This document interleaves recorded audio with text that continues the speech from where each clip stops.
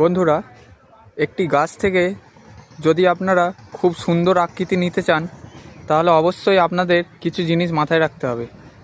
একটি গাছের আকৃতি থমকে দেয় তার ফুল। এই ফুলগুলোর কারণেই গাছের বৃদ্ধি থমকে যায়।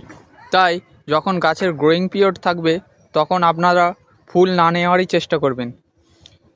গাছের গ্রোথ যখন আসবে তখন আপনারা ফুলগুলো যদি এইভাবে কেটে দেন তাহলে গাছ খুব তাড়াতাড়ি বাড়তে পারবে এবং নিজের খাদ্যগুলো সমস্ত তার পাতায় লাগিয়ে খুব দ্রুত বৃদ্ধি হবে এবং তারপর আপনি তার ডালগুলো ভালোভাবে প্রুনিং করতে পারলেই খুব সুন্দরভাবে গাছ গোল এবং ঝাঁকড়া হয়ে উঠবে।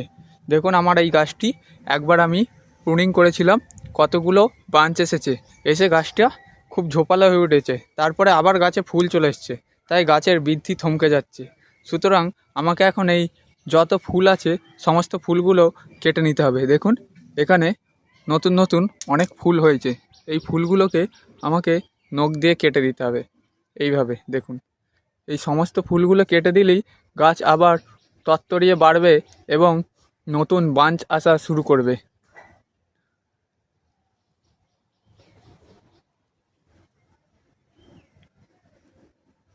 দেখুন, সব নতুন ফুল আমি কেটে দিচ্ছি।